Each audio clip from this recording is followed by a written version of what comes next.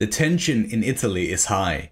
So far we have successfully defeated the Roman counterattacks, all thanks to our alliance with the Carthaginians. However, our manpower is rapidly depleting.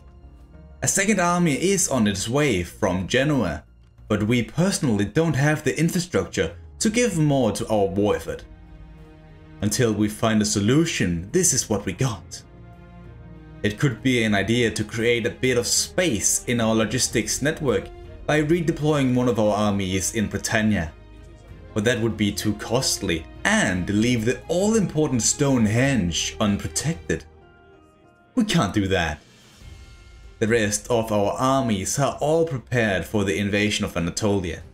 It is only a matter of time before we are ready.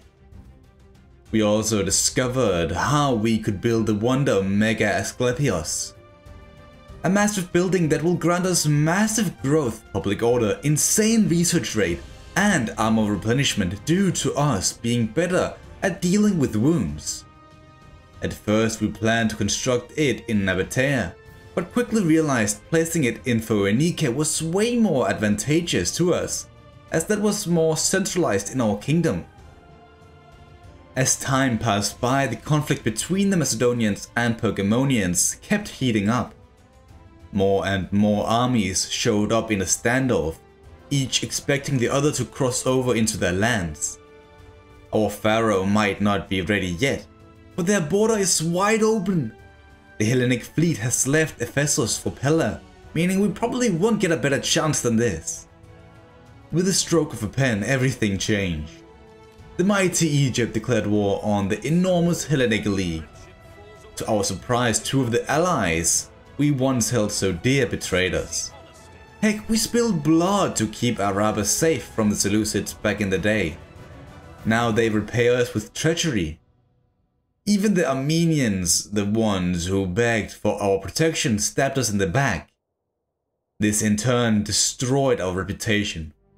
We are now at war with the entire north. But I welcome the challenge, as we will be able to draw first blood.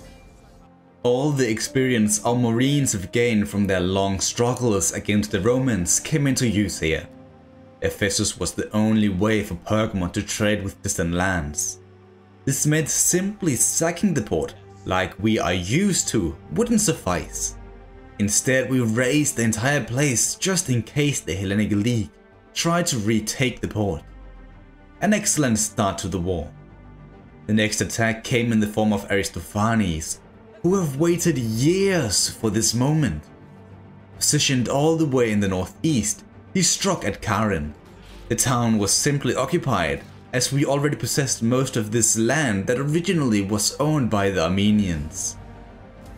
In the last few decades, they've stayed in refuge up in the Caucasus Mountains, but was saved from external threats by our armies. Nevertheless, they now march south once again against their saviors, with the intention to regain their lost homeland. Trying to take advantage of our naval superiority, we repurposed our Ajax fleet to assist in the war effort instead of discouraging piracy.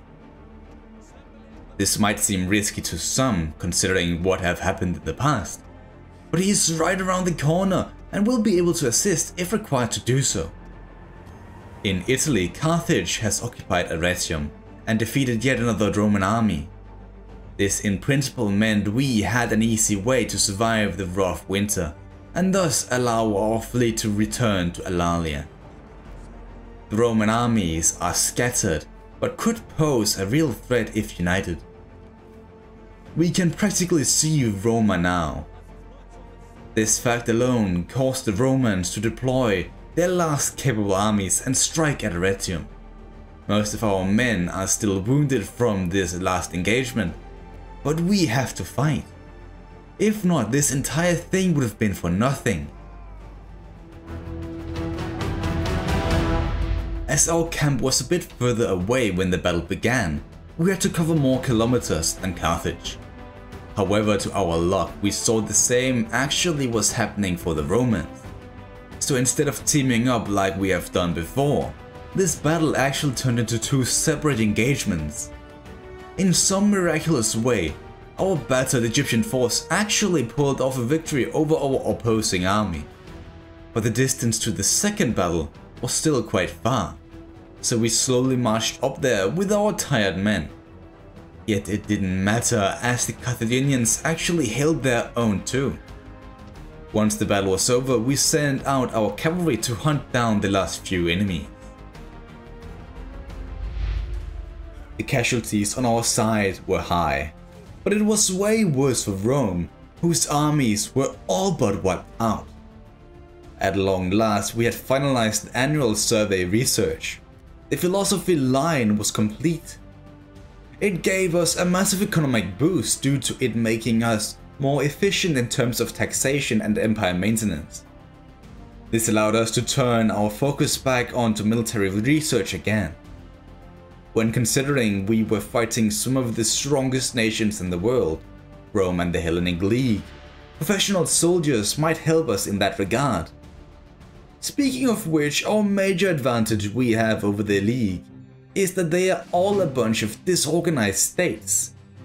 If we can take out one at a time, their military size will rapidly decline. So was the argument for us to move to Trapezes instead of burning down the treacherous Armenian towns. Don't worry, that will happen soon, but not now. After having secured Ephesus, the only major naval problem we could face was from Rhodes. But their ships were stuck inside their port. So long we keep our fleets together outside that, our own coastline should be safe for the foreseeable future. It turns out the Carthaginians had no intentions of waiting on their reinforcements to arrive. Roma itself was all that mattered, so we of course helped out by taking down the last survivors of our previous battle. But it was when we prepared our Odysseus fleet to set sail once again we realized the governor of Alalia could grant us the reinforcements we need to take the capital itself. He would employ every mercenary available and set sail for Latium. At the same time, we also found a good way to spend most of the gold that started to hoard up in our treasury.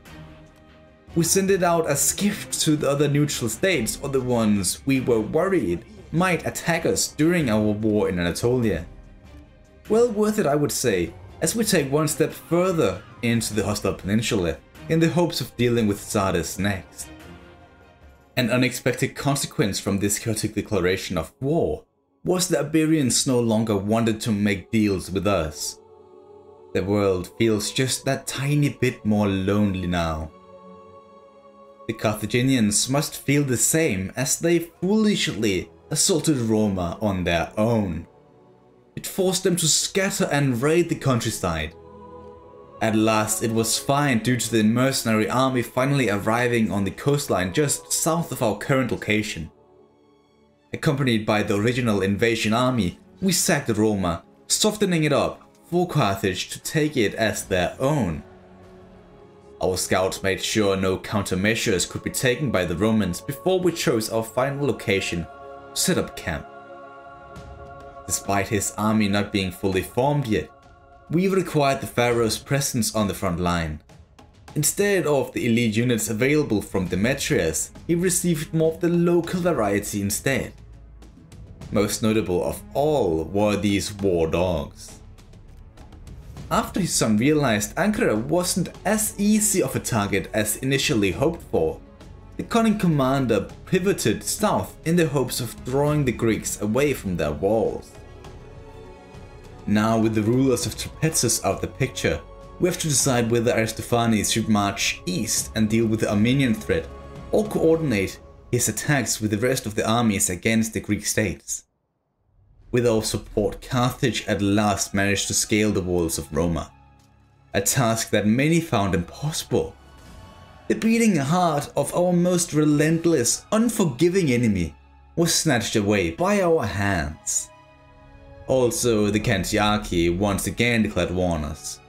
Not that it matters or anything, Iska is in safe hands. Junior found that the town south of Ankara still had quite a garrison. They caused him to suffer more casualties than expected. Nevertheless, due to his aggressive stance, we scored the grand prize. His father was well on his way too, to link up with him. The target he was pricing turned out to be a former settlement of ours. Back in Italy, we received intel of the Romans trying to cut off our northern supply lines. Thanks to our Odysseus fleet, this wasn't that big of a concern just yet, but it meant the Carthaginian reinforcements we expected weren't coming after all. The following month, our controlled space decreased even further, to now only count for Roma itself. I mean, sure, the situation is horrendous, but the fact that we still hold Rome means more than you might think. This capital is the only power for this Latin threat, which makes it even more idiotic that Carthage tried to raise Beneventum and failed.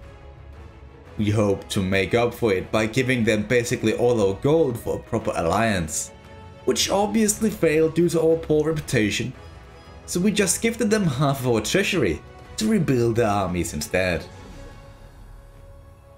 In terms of our Anatolian conflict, the rough weather limited our movement, but we are steadily winning this war. For the keen-eyed person, you'd also have noticed we're suffering from a food crisis for quite some time now. Although we have made countless moves to solve the situation, it took too long to provide any results. So, instead we chose to resolve this legally by granting more autonomy to the different provinces we have with the highest food consumption, such as Media or the Persian provinces. Although we might have a firm grip in this conflict, the Hellenic states were no pushovers. They have slowly prepared for a counterattack. First we lost Apamea, then Ephesus, and finally they made an attempt to kill the heir of Egypt.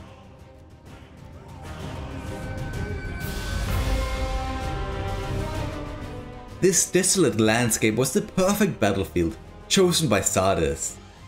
As explained when we made our army composition, we formed up with our flexible swordsmen up front, with our spears to cover the flanks.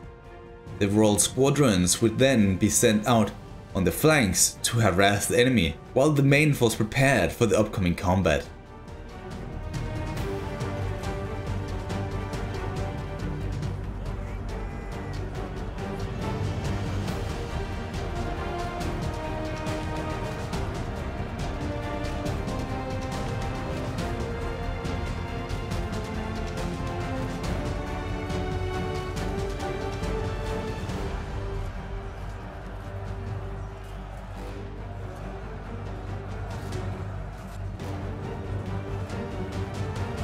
It was clear as day the elephants were crucial in our victory today. The great heir of Egypt once again proved his prowess in combat and knowledge of battle tactics by scoring this heroic victory. After seeing the Carthaginians have returned to reason and garrisoned Rome, we saw fit to transport our exhausted army that participated from the beginning of the war back to Alalia, where it will regroup, replenish and reinforce its cohorts, and thus prepare to finish off Rome once and for all. In the meantime, the pharaoh made his presence known. Our former settlement was finally back in the fold. It sure feels like forever, almost as if it never even happened. But no one can doubt it now. Junior also used his victory to secure Ankara. It was a fine fortress filled with military equipment and other resources which we already had perfected long ago back home. Amasea, another settlement we conquered, wasn't as impressive. However, the way this province was built so far made us believe it could solve our agricultural needs. No one can deny us Anatolia now. Soon the wonders it possesses will be ours. After that, all we require lays back in Greece proper itself.